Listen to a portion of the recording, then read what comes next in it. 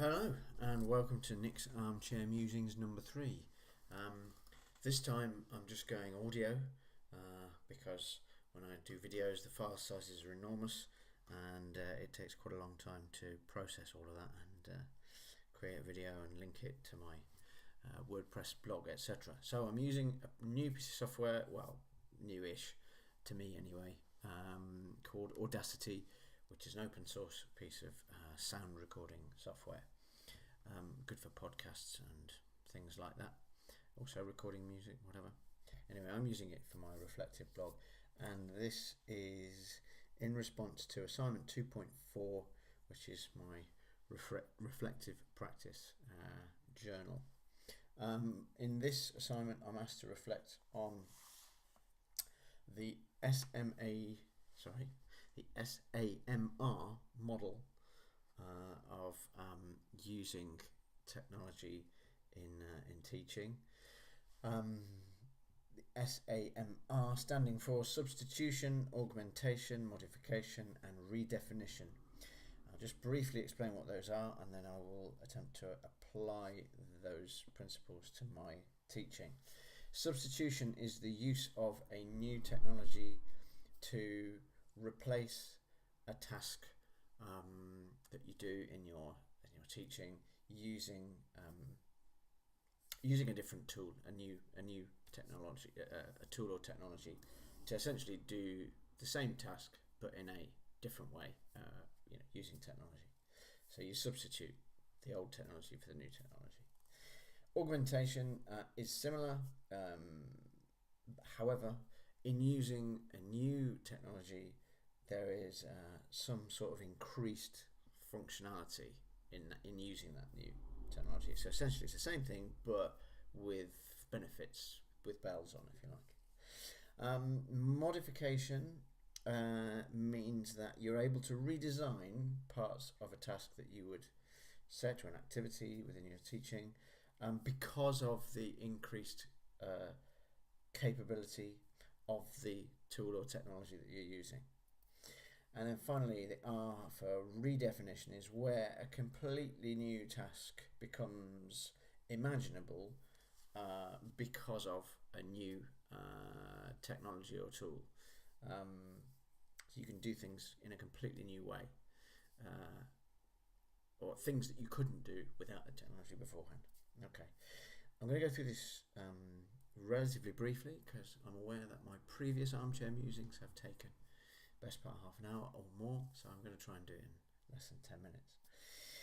Okay, substitution. The easiest way I can relate this to my teaching is with alternative forms of presentation software. Whereas in the past I might have used a PowerPoint presentation to impart information to students. There are other tools which are able to do the same thing but in a more visually appealing or novel way. For example, Prezi.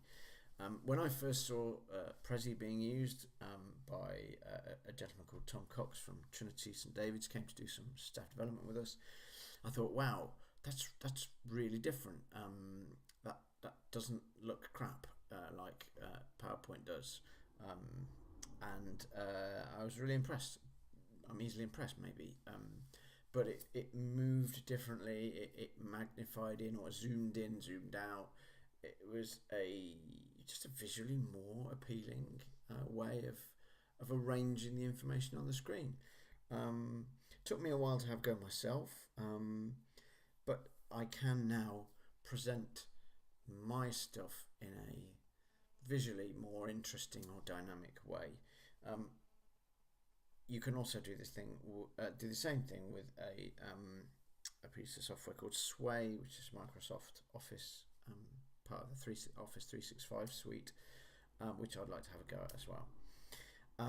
But essentially, you can, if you want, import old PowerPoint slides into your Prezi and present them in that way. It doesn't look so great, and it's better to reimagine your presentation a little bit, but it definitely adds a bit more dynamism from a student's point of view.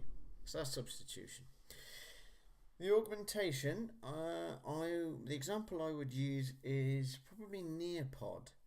Um, Again, you can simply import a PowerPoint presentation into Nearpod and impart the same information using a different tool in Nearpod. However, the augmented part of it is that Nearpod allows you to create interactive tasks.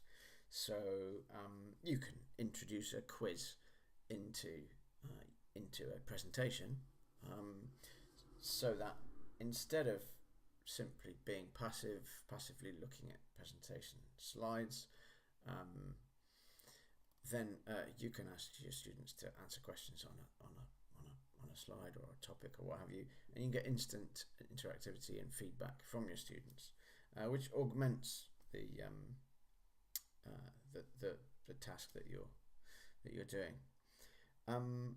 I first saw I saw Nearpod a while ago, but I first had a chance to use it properly in a skill swap that a colleague of mine did at College Codigion, and I was able to create a very short presentation, which where I was able to ask the students questions about what they'd seen on previous slides, so that they could interact. I could get feedback from them as a discussion point, but then also I could also check learning at the end of that with a simple quiz, which is quite effective. So that's my example of augmentation. Modification. I would like to use as an example of using Socrative. Socrative is essentially a tool that enables you to create online quizzes, I suppose.